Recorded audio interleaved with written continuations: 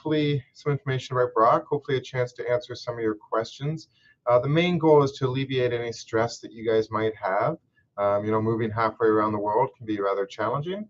I'm just going to give Teresa a quick second to say hello before we start the majority of this presentation, and then we'll start on. So go ahead, Teresa. Can't hear you, Teresa. There we go.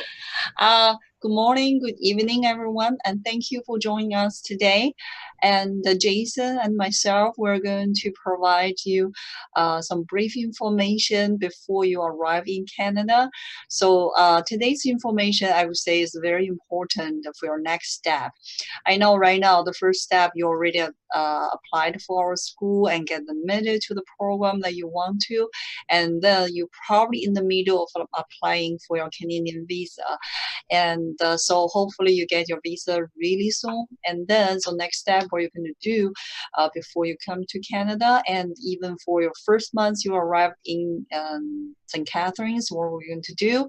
So Jason and myself, we're here to help. That's why we have this Mpacc webinar for you. So it's very, very informative. Mr. Jason Barfoot is going to run this for the first half hour or 40 minutes, and then we will have a question and answer time. So all the questions, if you want to do, there's a chat function. You can submit to the chat function. I will monitor those ones. We will answer all your questions after Mr. Jason Barfoot's presentation. Please concentrate for the presentation. We do have time to answer your question at the end of the presentation. All right, without any further ado, I'm going to pass the floor to Mr. Jason Barfoot, and I will see you later. Perfect, thank you, Teresa.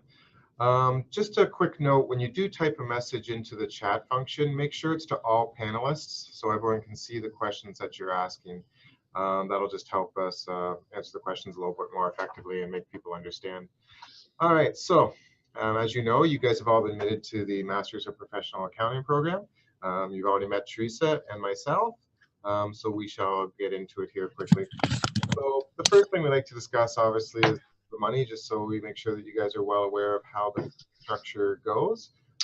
Many of you at this point will have already paid your deposit to hold your seat in the program, which is fantastic. If you have not paid your deposit as of yet, please do check your admission letter to see when the date that it is due. You don't want to be late. If you're late, there's a chance that you would not be able to come into the program. On a quick side, actually we'll get to that part after. So the $2,500 deposit you've already paid. You'll notice the first installment that's going to be due on August 15th is a little bit less than the rest. And that's because you've already paid your deposit. So part of that deposit will go towards your first semester tuition. And then you'll notice that your tuition for your second and third installment will be an equal amount. So $12,813 for your additional payments after that. But this first one that's due on August 15th will only be for $10,314. That'll give us the total tuition amount of $38,440 before you're done. Now, of course, that's not all of the fees that will come up throughout your study. So we'll go over what the rest of those will be as well, just to give you a good understanding of what you'll need for your finances. So which I believe should be the next slide after. So on a quick side note, because some of us haven't paid the deposit yet, if you're going to be applying through what's called the Student Direct Stream, they're also going to ask for your whole year tuition at the point of before they give you your visa. What we would like you to do, if possible, if you haven't paid your deposit yet, please make your entire payment at one time. This will just make it easier on our side. We won't have to create as many receipts for you.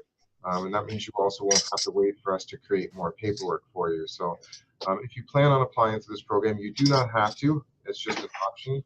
If you do decide to, though, they require you to pay your first year tuition payment up front. Us at the university, we do not require that. All we ask for is your deposit, so $2,500. But if you decide to apply through that program, their requirement is that you pay the full installments. So if you haven't paid yet and you're going to be paying, please pay both at the same time. Once again, it'll just make administratively things a little bit easier on us, and then you guys won't have to wait as long for an additional deposit receipt to then apply for your visas. So those of you that have already paid your $2,500 and are just now finding out about the Student Direct Stream, we provide the website there at the bottom so that you can figure out how to go through that. What the SDS will do is just fast track your visa process a little bit faster. It doesn't guarantee that you're going to be receiving a visa, though. It's just a faster way to be reviewed, is my understanding of it. So if you want to go on and read out about it, the website is there for you guys to do. We will also, I believe, at the end of this, send this out to whoever has registered, so you'll be able to get that link later. So, important dates. June 30th will be the last date for deposits due. So some of you have already paid deposits if you admitted earlier. Students that will just recently got admitted, their deposit date will be in June 30th. The most important date to start will be August 1st. This is a mandatory orientation session. That means you must be here. If you do not arrive at the university for orientation, that means you will not start our program this year, and then you'd have to defer your offer up until next year. That's a long delay just because you didn't arrive on time. So please endeavor to be here by the August 1st deadline, which means that you'll want to apply for your visa as soon as possible to make sure there's no delays on that front. So next brings us into the Business English and Skills Transition Program. A lot of students also inquire on whether or not they're required to do this program. Let's say, for example, if they have a really high language score. Yes, everyone that gets admitted to either our Mpacc or our ISP programs must do the BEST program. It's not just an English program. Sure, we're going to help you a little bit with your English, but it's more about the skills that you're going to need to be able to handle the September classes as effectively as possible. We're going to do some things such as getting you used to presentation skills, especially for you guys in the Mpacc program. There's going to be specific sessions just to help you make sure that your accounting is where it needs to be, and to maybe understand some of the Canadian accounting terminology that maybe you don't understand. There's some really good sessions during this month to really help prepare you guys to do well throughout the school year. So this is a mandatory program that will run the length of August. There'll be some fun in that program as well, though. We're going to do some networking events. We're going to do some case competition type stuff to get you used to, once again, what things are going to be like in the school year. There's going to be some trips for you guys to do.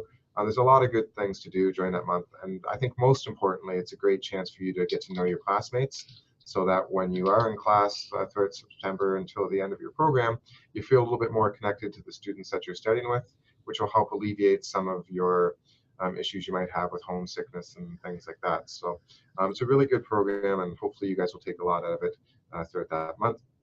August 15th, once again, is when your tuition will be due, as well as your business English fee for that month. So make sure that your finances are in line so that you can meet your deadlines to make your payments. If you are late for payments, University Finance Department will start to accrue interest on your charges after a while. So making sure that you're up to date on your fees and what's owing on your Mpacc is a good habit to get into. So many of you, or all of you at this point, should have already been into your Mpacc.ca. On there, you'll notice there's a finance page, which will show you any money that you have paid into the university, which is a great chance to see if your deposit has been received yet, because some students aren't sure.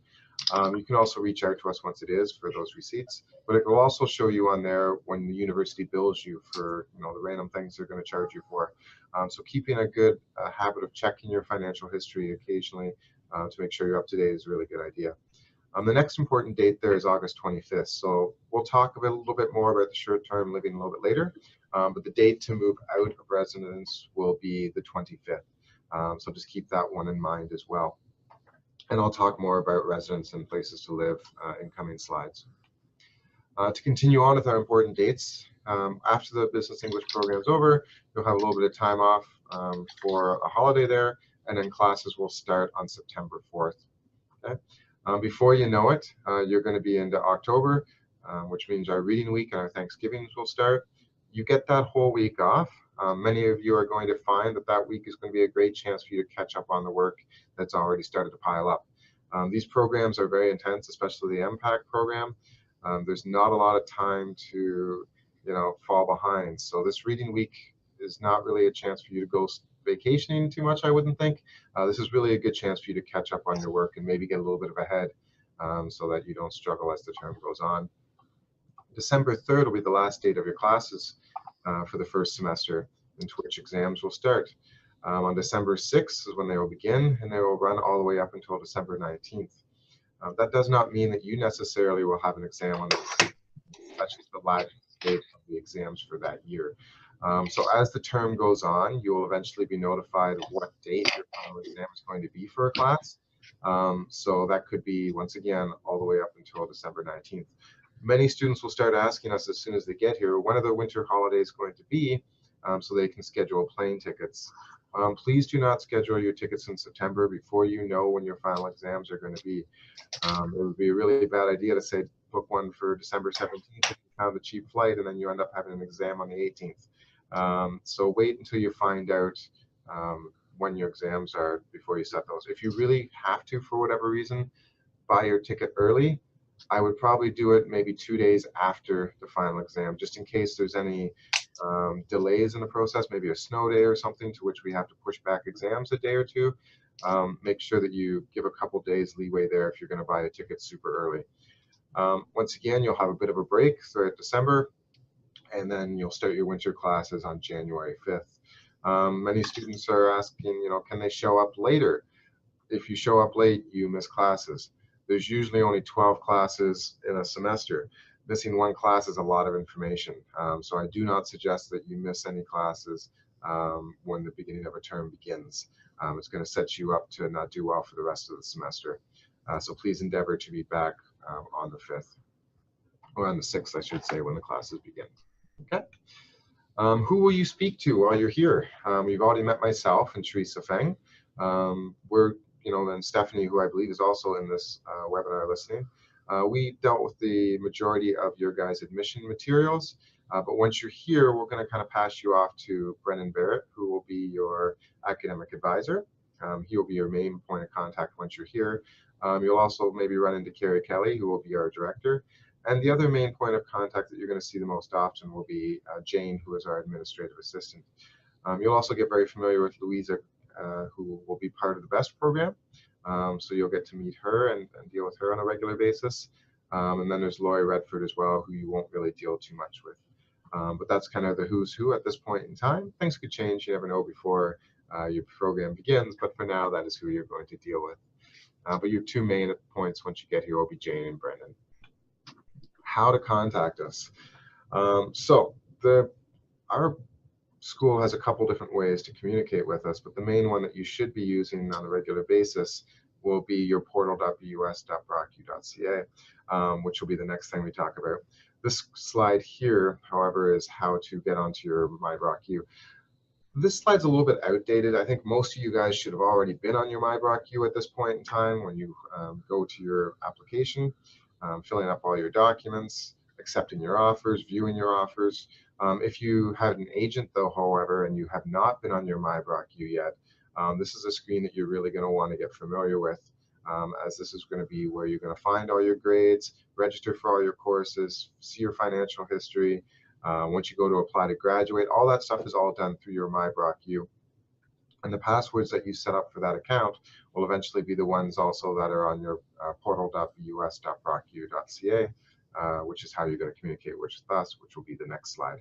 But make sure if you have not familiarized yourself with your MyBrockU yet, I would highly suggest that you do so, as the majority of what you do at Brock is going to be done on that system. All right. Oh, we do not have a slide for the other one. There we go. Okay. So portal.bus.brocu.ca. Once again, those of you who have applied through an agent may or may not have been into this system yet.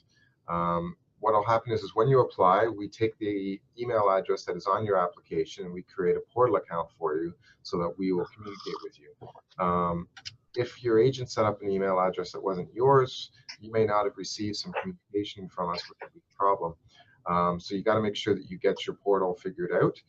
When you have any questions about your study, or even before you get here, this is a great chance to upload your questions into there.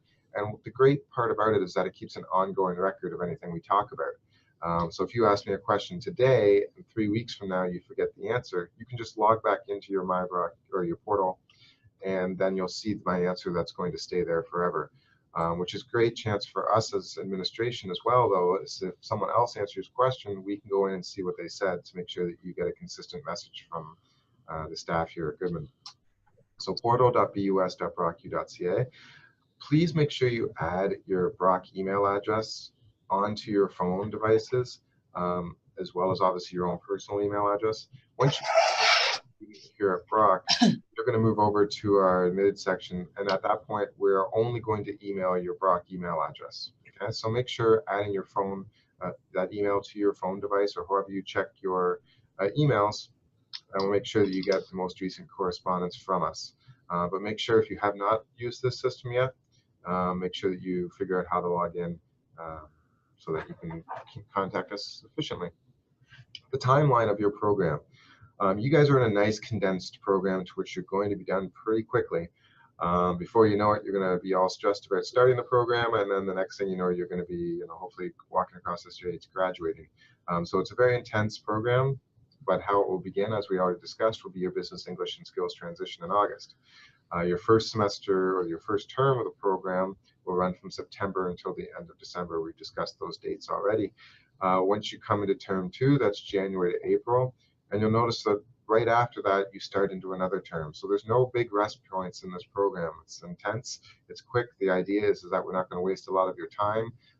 You can get your master's degree and move on to your next step of your life, either a full-time job or whatever you plan on doing. So your third term will start May and end in July. Those of you that met the co-op requirements, which would be, I don't think there's a slide on that. Probably we'll do that later. But if you meet the co-op requirements and you're successful in getting a co-op, that would happen after July, so most likely in September. That could be for 4, 8, or 12 months long, depending on what co-op you were able to get. But if you don't want to do a co-op, you're done at the end of July, graduate in the October graduation, and then you move on with the rest of your life. And you'll notice here at the Goodman School of Business, apparently we've moved into motion sensors, and now my light has gone off in my office. So you just have to hold on one second while I turn that back on.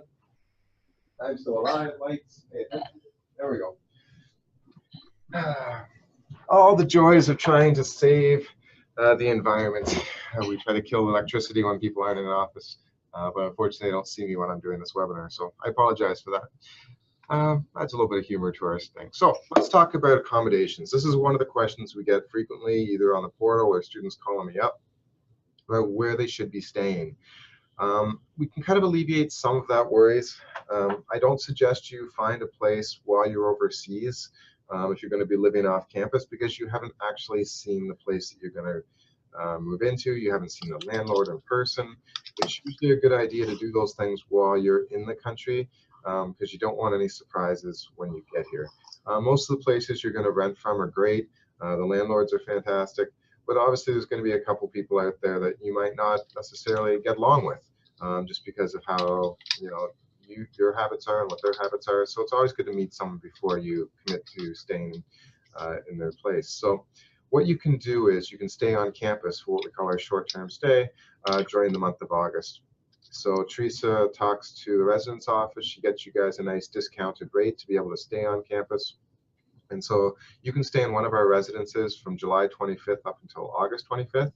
And this is a great chance for you guys to meet some of your classmates, make some friends, and then go rent a house off campus if you want. Or if you want, you can do option 2, which would be to stay in residence for the year, which is another option as well. I'm not going to tell you which would be best for you as an individual. There's pros and cons to both of those. The good thing about St. Catharines in general is that the city is pretty small. Some of you come from rather large cities where it takes a really long time to get anywhere. There's no traffic in Canada for the most part, unless you're in downtown Toronto. So getting from A to B on a bus, or walking, or taking a bike, or taking a car doesn't take long at all. So you don't have to necessarily live on campus to be able to get onto campus rather quickly, because I think that's one of the main reasons students worry about living on campus, is that in their home city it can take an hour to go a few blocks. That's not how things are here in Canada. So if you decide to live in a residence, the information is there for that as well. it's a good option as well for students that want to do that. Personally, I would think that living off campus will just provide, especially if you're with fellow master's students, will give you a little bit more peace and quiet when you need it to be versus living on residence, but that choice is up to you guys. If you decide to, and once again, we'll send out this presentation at the end. If you decide to stay in residence, you need to make sure you go and book that, because they only have so many spaces available for our short-term stays. So if you want to do that, make sure you follow the link that Teresa has been nice enough to provide here to make sure that you're able to get on there. Please note, though, if you say that you're going to stay in residence and you move in, you will not receive any money back if you decide you found a place and you want to move out early. You don't get a refund for that. So just keep that in mind when you book. That is a upfront cost that you don't get reimbursed if you do find a place halfway through your stay. Okay. But any questions specifically about residence, please do email the residence office directly. They'll be able to answer your questions most accurately, as we don't deal with the day-to-day residence information. All right. If you decide to live on campus long-term, what you're going to do is you're going to log in once again to that Mpacc. That really is going to be your main hub of what you do here at the school. So make sure you get familiar with it. And you can apply for your residence via that system. Okay. So the instructions once again are all listed on there, and I'm not going to just read them all out to you, but we will send this out later so that you can figure out nice and easily how to apply to the residence if you decide to stay long term. I believe that there is some better residences nowadays that are more geared towards mature students that need to study a little bit more, upper year undergrad students, grad students. So they try to have a separate area that's maybe away from the first year and second year undergrad students that aren't overly focused on their study. But if you decide to choose that option, the instructions are all there. Once again, there is deadlines to apply to residence quickly. So make sure you go onto that residence. I believe it's in June would be the deadline, so that's coming up pretty shortly. Make sure you do apply if you decide that you want to stay on residence for the year. All right. Any fees for your accommodations if you decide to do the short stay, or if you apply for your long stay in residence, those fees once again are going to be posted onto your student account. Some students have already done this ahead of time. They've already found the residence information, they've booked a room, and they'll notice on their Mpacc financial history that there's a $600 deposit for residence that's already been posted onto their account. So if you paid your $3,000, or for your guys' case, $2,500 deposit for the Mpacc program, and you also applied for residence, you'll now notice that your fees, instead of having $2,500 in your account like you thought there'd be, now there's only going to be $1,900 because the residence would have taken the $600 deposit as well. So keep that in mind when you need to pay out your first term tuition. There's going to be another $600 that you still need to pay because you added that residence fee on there as well. All right, so another question we often get is, when does your health coverage start, and how does it all work? So you must enroll for the University Health Insurance Plan. Everyone that studies in Canada, regardless of what university or college that you attend to, all have to be enrolled in the same program. Okay, you'll see the fees there. So if you show up in the month of August, which you have to, there's a separate $52 charge to cover you for that month. And then from September until the end of August for the end of your program, there'll be a $636 charge to cover you for that. So students often wonder what exactly UHIP does. So as a Canadian student or a Canadian individual, I can go to the doctor anytime I want and be seen either at a hospital or a local clinic. And I just provide my information, and I can go in and get admitted and see what's wrong with me and such things like that. If you go into another country, unlike Canada, we don't get covered for those fees. So what UHIP will do will allow you the same rights as a Canadian or a permanent resident does, to which you can go into see the doctors, and those visits aren't going to cost you any money.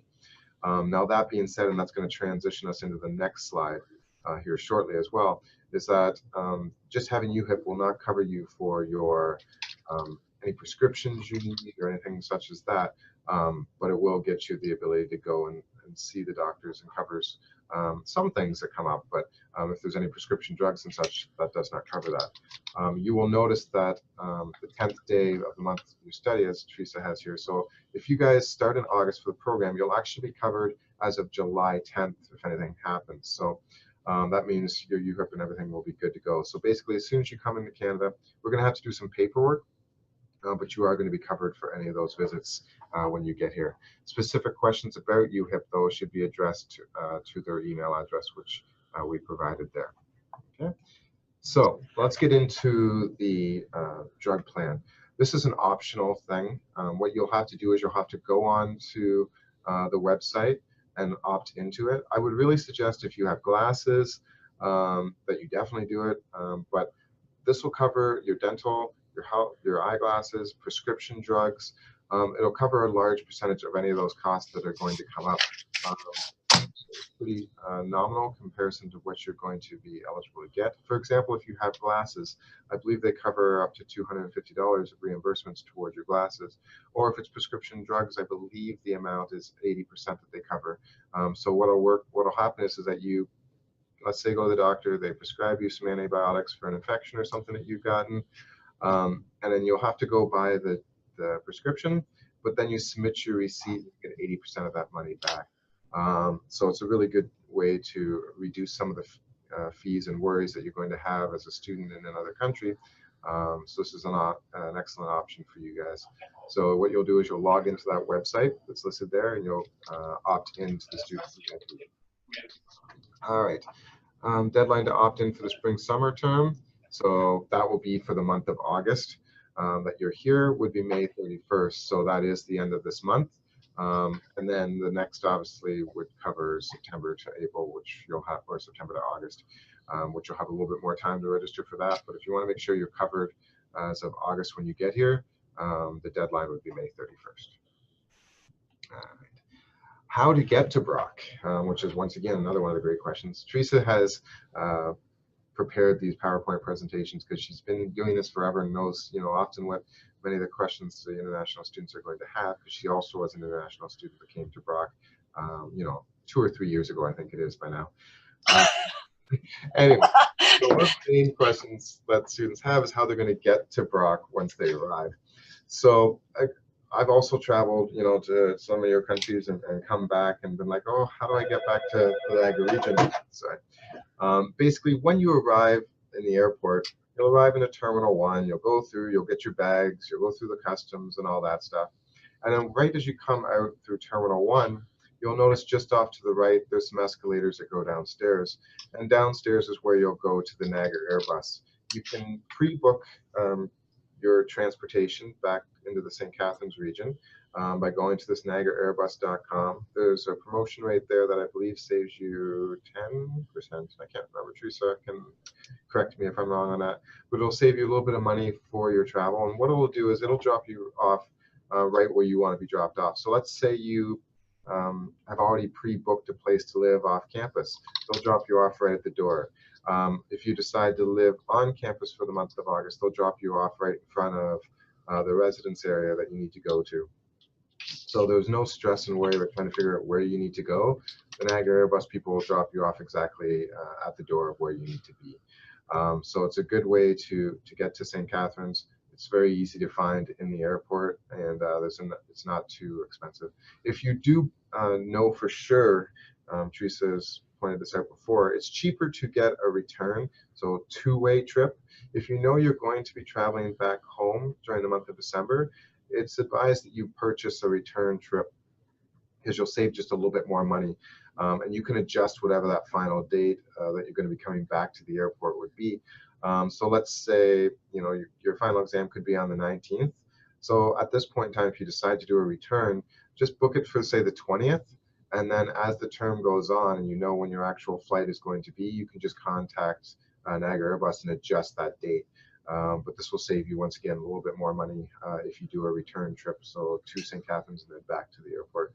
A two-way trip will be a little less expensive than booking it 2 separate times. Okay. All right. Official documents.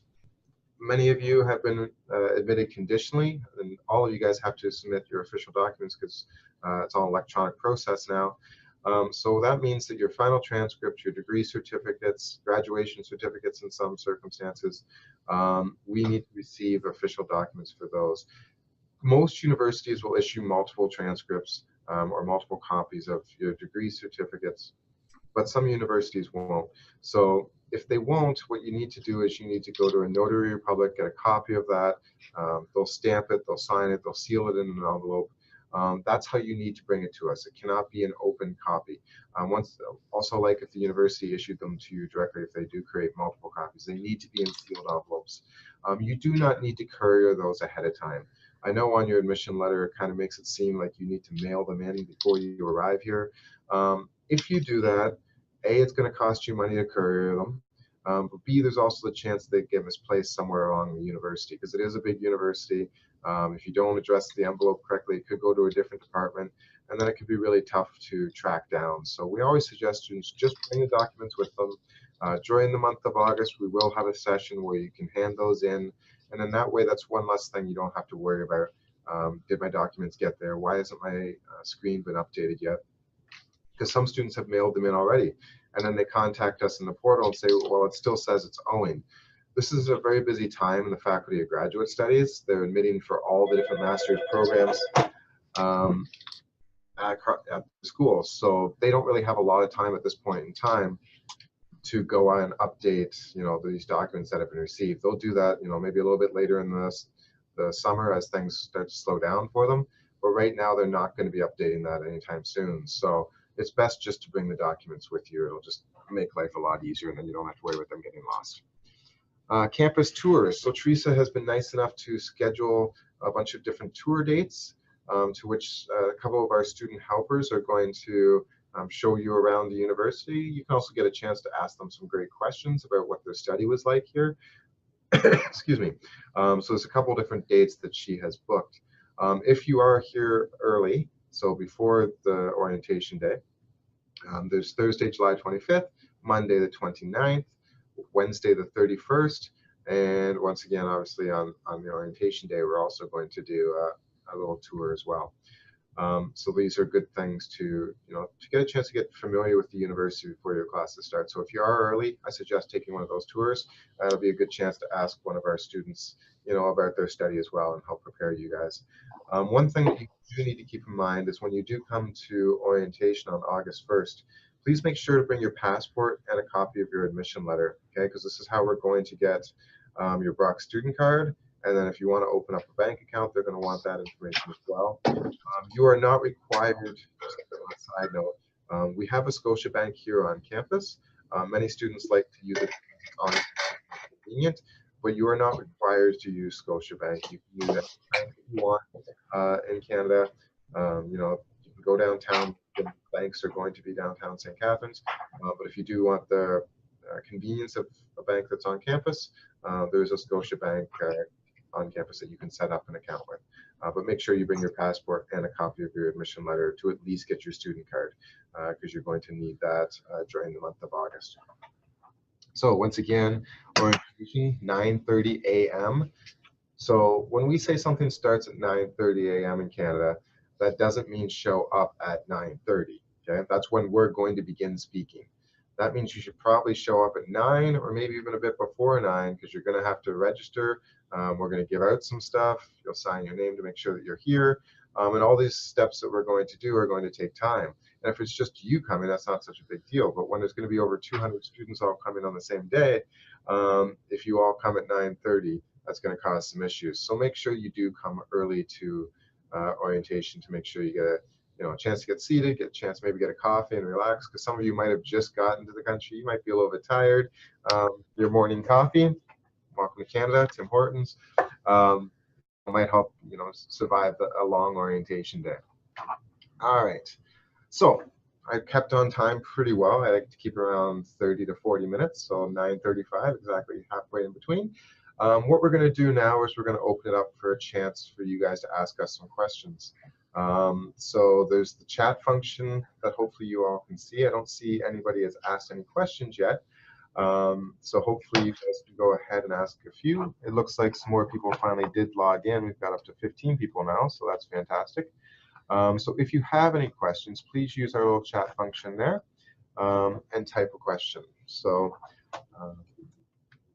good morning, everyone. So if you didn't see the chat thing, it probably should be blinking now, showing that someone made a chat. I'm going to open it up here for Teresa to add any information that possibly I missed as I went along, and hopefully we will see some questions start to come in. Unmute, Teresa. You're still muted. Oh. There you go. Wow. Perfect. Okay, thank you so much for the information. It's very, very good. Mr. Jason Barfoot covers everything that we want to share with you before you arrive here. Two items I want to make sure you understand. The first thing is the tuition fee. On your Brock admission letters, and because we issue your admission letters as early as last year in October, so the rate during that time was not new rate for 2019 was not approved by the Board of Trustees. So I think the new rate was published in March this year. So any student who admit like before March 2019 on your Brock admission letter will have the 2018 rate. So slightly different. Of course, I think it's a 5% increase. That's every year. So if you defer to 2020, that would be another 5% increase. Jason, can you move the screen back to the admission, the tuition fee slide, which is I think number 3. Oh no, so yeah, this one. So you can see is it's a 38,440 in total. So some of you received admission letter probably was the last year, the 36 and 610. I want to clear this is different. So this is also the new rate, but the deposit amount hasn't changed yet. So for all the Mpacc students, you were paid deposit amount was 2,500, which is will be in total for your tuition fee. Another thing is the drug plan. So we introduced, Mr. Jason Barfoot introduced you 2 health plans, insurance plans. One is called UHIP, UHIP, University Health Insurance Plan. This is mandatory for a whole university student as an international student in Ontario. You have to purchase this one. So it's a $52 for the month of August. For July, in July, if you arrive any time after July 10th, you're free. So this month, they won't charge you. From July 10th to July 31st, because it's 20 days before your arrival time, I think. So you will be covered by the UHIP, which is good because you see a doctor, you don't need to pay. If you, in case you need to go to emergency, usually regular emergency visit will cost around $2,000 per visit. Okay, so you don't need to pay for that. And the second plan we do talk about was Mr. Jason Barfoot talked about was the GSA, Grad Student Association, the drug plan. So this drug plan covers you, okay, prescription glasses and your medicine. Like say the doctor gave you a prescription, you go to a pharmacy, get that medicine. So that will be covered for your drug plan. So this one, you have an option. So your option is, the reason we told you right now is before May 31st, you have an option. You can opt in. So what opt-in means? So you will pay from May to August. No, to August, yes. So May to August for May, June, July, August for 4 months. And we'll cover you when you arrive in Canada. Like say July 11th to August 31st. So we'll cover you for the prescription drugs. So what that means between the UHIP and this one is if you need, like say, I think last year, the year before, we had a student, he broke his ankle. I think leg or ankles, Jason, I don't remember that one. Yeah, I just broke it. Ankles, right? Yeah. Yeah, so in the month of August, so which means he doesn't have a drug plan, but he has UHIP plan. So he can see a doctor for free, but all the other medicines, it won't be covered. Because during that time, all the students, they didn't have that option to opt in for this drug plan. But if you want to do it, you have to do it before May 31st. And then of course, you have to pay for May, June, and part of July. So you have to decide this time. So the option is for you. So you make your decision because it's optional.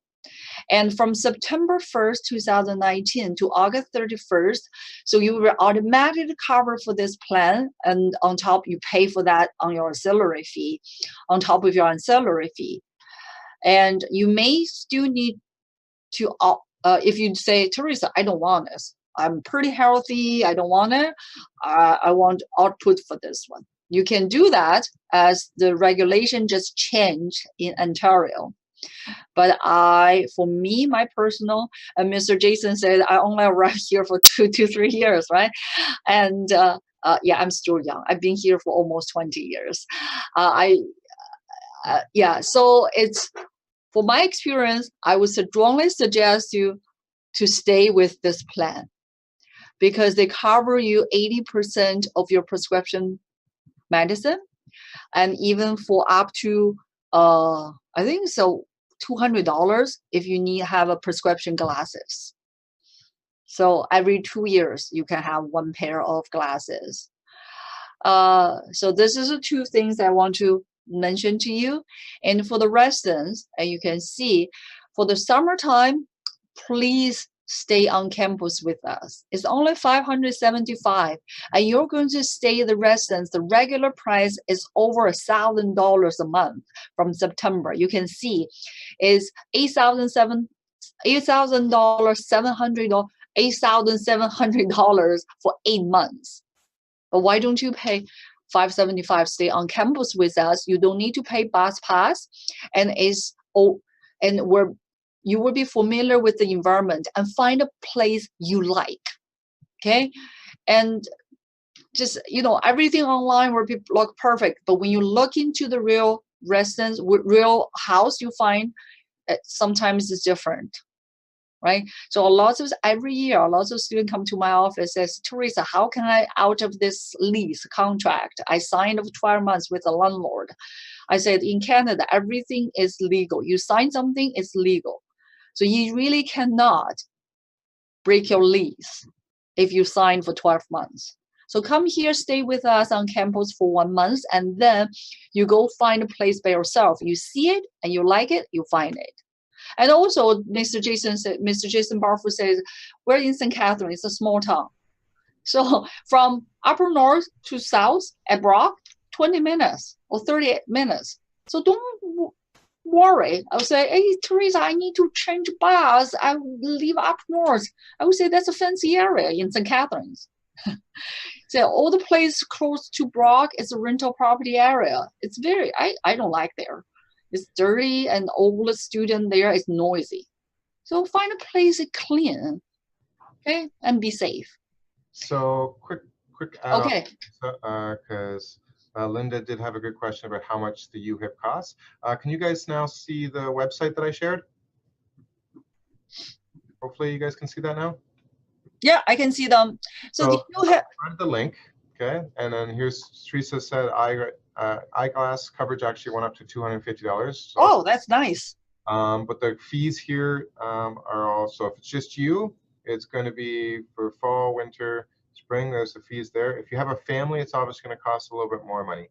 But those are the fees for 1 year. If you pay from September all the way until April, would be $475. So yeah, this is not the UHIP fee. This is the drug plan. That's for your prescription glasses and everything. So this is right now, if you want to buy it, it's a good time to buy it. But this one only covers you from the day you arrive in Canada to the end of August 2019. Okay, and then you will be automatically enrolled into the new year plan for 1 year, which is $475 based on the 2018 rate. So if you want purchase for the one right now from May to August, I think it's $310. Just, better be safe than sorry, right? So the UHIP fee will have for the month of August, it's $52. You only need to pay for the August. You don't have to pay for the July because they will cover you from the 10th day of the month before your program start. And you only paid for the month of August $52, were charged to your Mpacc account. You don't need to pay to our office. You just pay through your online banking once you open a bank account in Canada. So, and then from September to 2019 to August 2020, you're going to pay $636, which is $53 a month. So this is mandatory. That we're charged to your Mpacc student account directly. Okay. All right, so Linda's asked one question, so let's see if we can get some more students asking. Here we go, perfect. More information about the co-op. Are we running a separate co-op session this summer, Teresa, or are we just doing these ones? I don't think the co-op office will do that one. Okay, so then I'll run over that information quickly. I won't take too long, but so the co-op is an optional program, which means you don't necessarily have to enroll in it if you do not want to. Some students just want to go back home as soon as possible and finish their program in 12 months. However, if you do want to do co-op, there's a couple different rules that you need to follow to be able to stay in it. The first off is a 75% average in your studies. So you need to maintain that average or higher to be eligible into doing co-op. One of the other main qualifications to be able to get into it is having at least a 7.0 on your IELTS score. Okay, so if you only had a 6.5 at the point of admission, that's fine, but you need to get a little bit higher while you're here to be able to enroll in the co-op session. So 7.0 is your goal to do the co-op. How it works is that you're going to start applying for your co-op in your last term. The co-op office will go out and get a whole bunch of these positions to which you can apply. And then basically you're going to be competing against your other classmates to try to secure these positions. We have a pretty high rate, 7.0 overall, minimum 6.5 in all your sections is the rule. So good question. Anyways, so you're going to be competing against your classmates. So the idea for co-op is that you'll see all these different positions available. You don't just apply for the number one that you want and say, okay, well, if I get this, great, and I'm just going to get it. You can't do it like that because your chances of getting just one specific spot is going to be small. If you apply to lots of positions, then you're going to have a much higher chance of securing a co-op. They'll be within a Canadian company, most likely up in the GTA area. There could be some locally here as well, but most of the jobs are up in Toronto area, Mississauga, Hamilton, those regions. They are paid placements within a company. So you're an actual employee working for them, earning money for your 4, 8, or 12 months long. So that it's an actual job. If you're lucky and you do really, really well, some students transition and get offered a full-time job in that position, which is great. It doesn't happen for everyone, but those that does, it's a great benefit. For those that you don't get a full-time job out of it because maybe you didn't do quite as well as they wanted, or they just don't have the capacity to hire on more full-time employees, at least now you've got some Canadian work experience on your resume. You've built up your networking skills, and then hopefully that'll help you secure a long-term position as well. So it's a really great chance to get your foot in the door and get you used to working in Canada. The types of positions will vary greatly. The pay will vary greatly depending on the position or the company that you're working for. So we can't answer any specific questions about how much you're going to get paid because there's a wide range of what the students will get paid. But it really all comes down to a lot of it, your experience and how well you saw yourself as well. That will affect your starting salary within those positions. What else can we say about the co-op that I might have missed? There's, one of the most important parts. You'll register for it. It's a $750 charge to register for co-op if you're successful, which is going to cover the workshops. So there's 12 mandatory workshops that you have to attend. If you miss any more than one of those, maybe you're sick or something, you are no longer going to be in co-op if you miss more than one. So if you just feel a little bit down that day and you're like, I don't really feel like going, that's probably not a good idea to miss it. You might want to save that for the day you're really, really sick and you can't attend the workshop because you're only allowed to miss one of them. Okay. If you're successful in getting a co-op, then there's another $750 charge for the placement. So it's, I believe, $1,500 or is it $1,550? I can't remember exactly. Either way, it's very close. So there's those 2 fees associated with the co-op as well. If you're unsuccessful in getting a co-op, then you obviously don't pay the placement fee. But that's generally how the co-op works, and it happens once again at the end of the program. And the advantage of the program, hello, person just says my name. The advantage of it being at the end of the program is that if they do like you, you're done all your study here at Brock, you can transition into that full-time job if it becomes available at the end of the co-op. So that's one of the main advantages for it. Someone has typed in a question. Jason. Yes.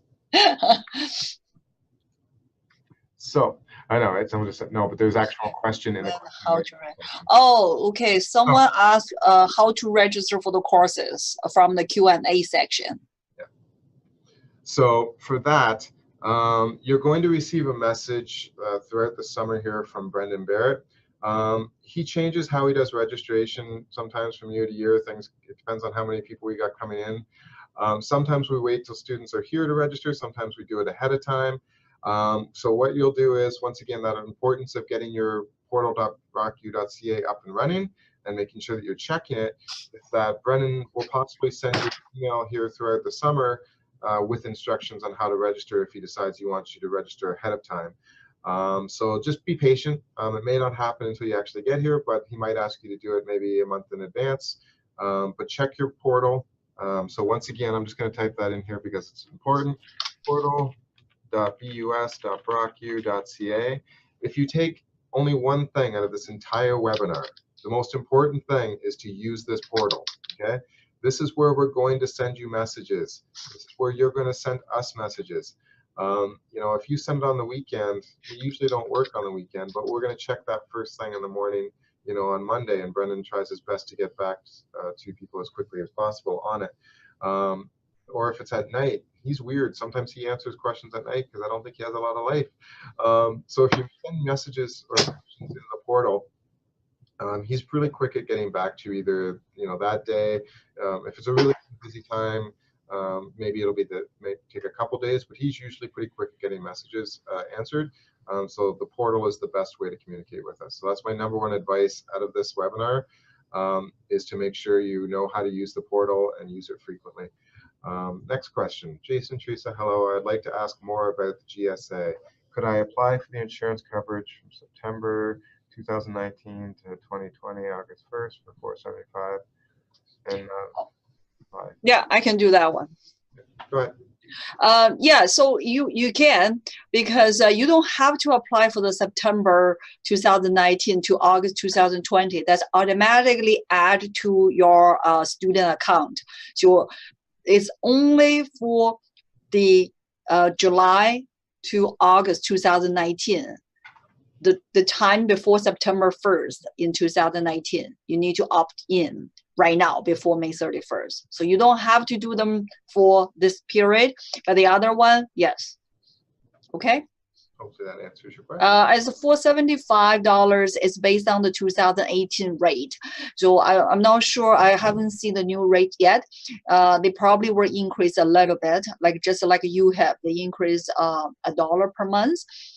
So this one probably will increase a little bit, and so it's a $475 current rate right now. It's very, very good rate because you get the prescription glasses to cover you up to $250. So you get all 1.5% your money back already. Okay. Any other questions? A quiet group today. I see so we didn't talk about the weather, right? Did we talk about the weather? We didn't really talk much about the weather.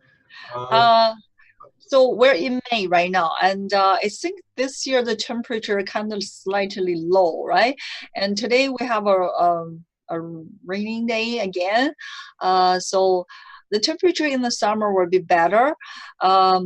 The regular temperature in the winter, I would say, don't bring anything from your home country. Just buy any winter clothes or winter boots in Canada.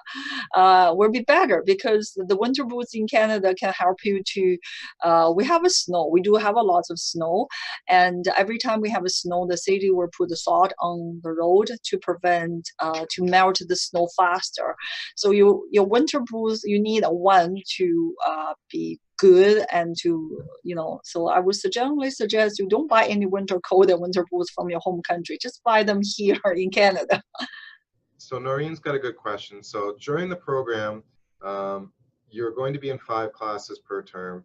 It's 15 hours per week that you're going to be in class as you study. Okay, so that kind of answers your full time. Now, as a graduate student, theoretically, you could be doing less than that and still be considered a full-time student. But these Mpacc programs, the MBA ISP programs, they're lockstep courses. So you're supposed to take 5 each term, graduate on time. Because if you don't take the courses in order, it can mess up your whole schedule and make it really difficult to graduate in a timely manner. So you should anticipate taking all 5 courses every semester, not taking 4 or 3.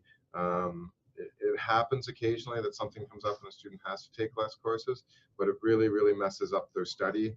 And it's not just a matter of, if you take one course off, you don't get to just take that course whenever you want. Courses are only offered at specific times throughout the year.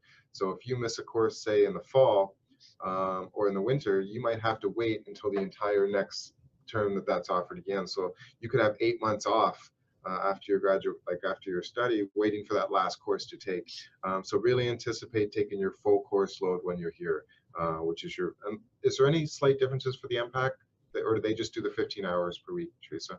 I think they're still 15 hours right now. Yeah, and so 15 hours you will be in class. So which means you have 5 courses. Talk about. Yeah, sorry, keep going. So 5 courses and 3 hours per course per week. But again, it doesn't mean you only study for 15 hours. You probably need at least additional 3 times of that time to study and prepare for those courses and review for those ones. So which means in total, so 45 hours plus 15 hours in class. So you need to spend at least 60 hours by studying. Okay. One of the questions I get when I do recruitment tours around places is, can I go to school and study at the same time? And I always cover this in these sessions, but for some reason today I didn't cover it. So thank you very much for asking the question you did that led into this. It is really not suggested you try to work at the same time as you're studying. This program is incredibly intense for the Mpacc program. It's going to be a lot of changes, both in your cultural study and being in a different country, trying to learn how to study, differences in how we actually do the classes, plus the amount of homework that you're going to have.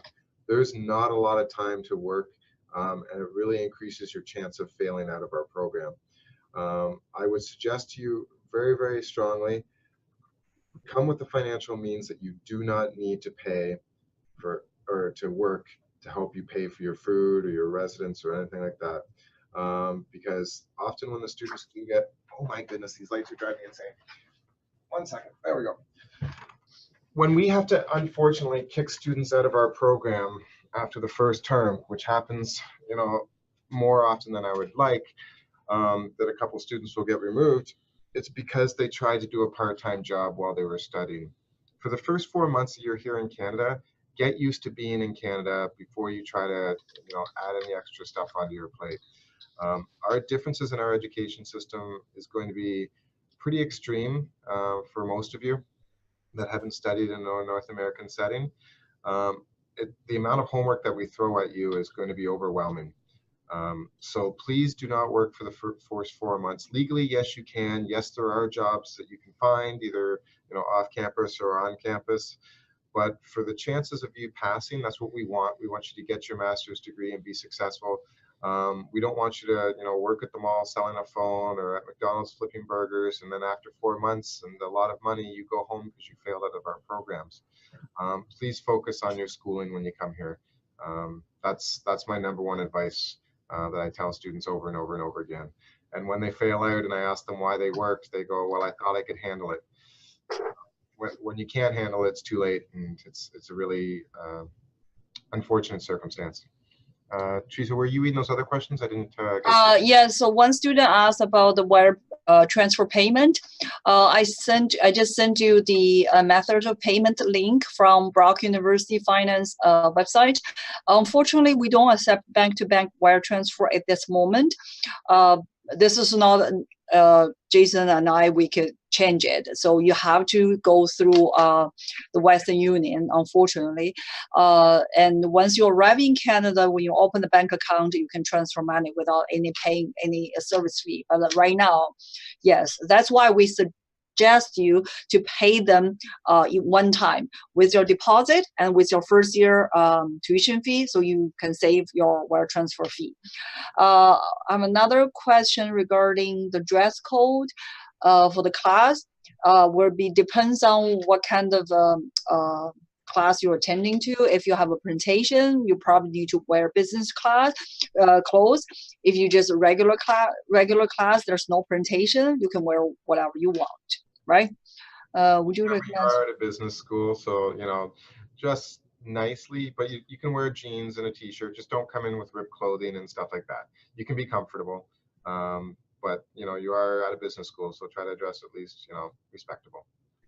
Yeah, and another question is, we're running out of time. We'll just ask you for 2 more questions, and then we're going to end that section. You can still contact us or your agent, and you contact us through the communication portal, or your agent send your questions. So another question is recommended to take a bus to school. Of course, you have a bus pass for 8 months. You only pay $140 for 8 months bus pass. The regular bus pass in the month of August, you're going to pay $100. So right now it's over $140 for 8 months. You take a bus. Why you buy a car? You pay for the parking.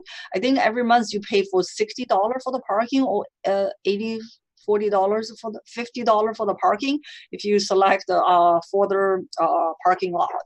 So just take the bus. It's very easy. The bus will stop right in front of our building, so you don't need to walk. If you park in the parking lot, you have to walk for 10 minutes, right, Jason?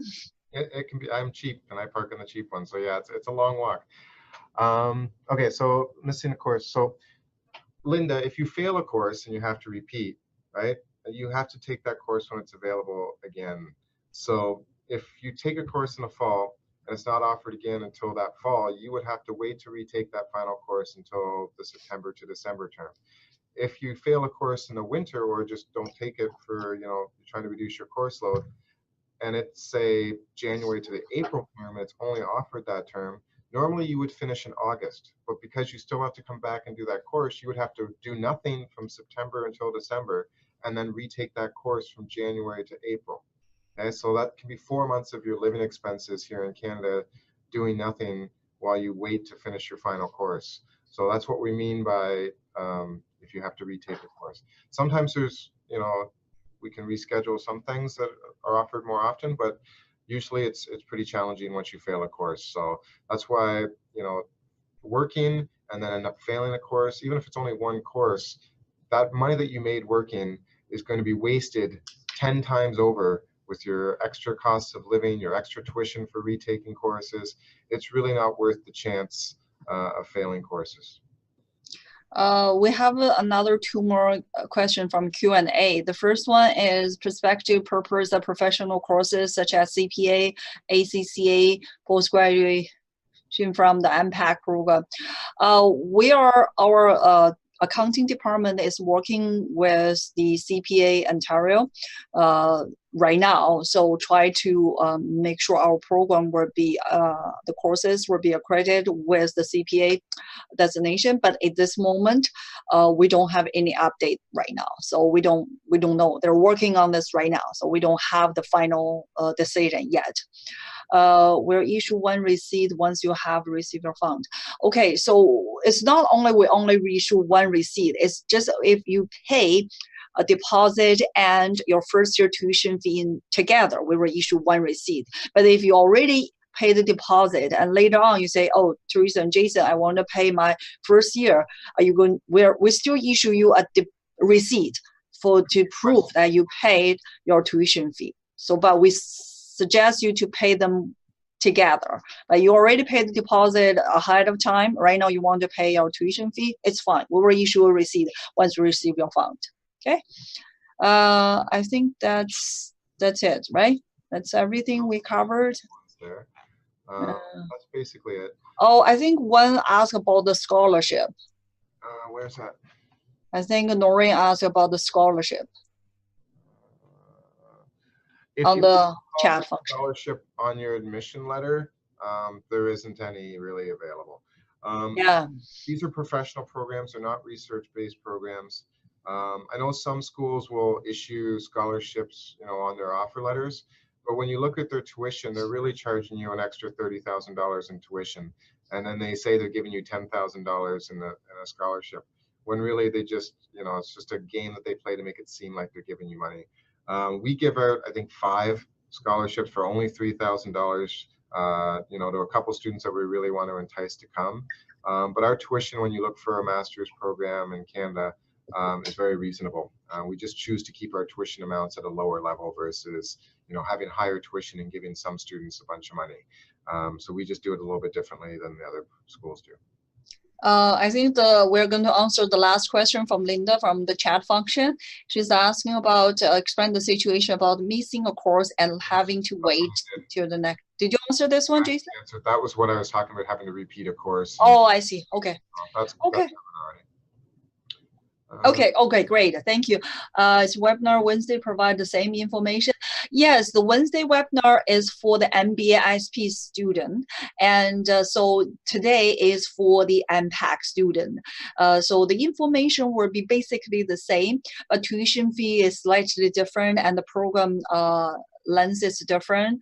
So if you attend today, you don't have to attend for the MBA ISP because there's more focus on the MBA ISP program students. Yeah. Or if you do have a question that comes up, you can always log in and ask us on that session if you want to. Okay, so have a wonderful evening. Oh, have a wonderful day because it's our 10 a.m. in the morning. So we have a time difference. And thank you so much. And Jason and myself, we're looking forward to seeing you in July. Enjoy our campus tour, and we're taking you around. So we're here to help. Bye-bye. Bye, guys. Have a great day.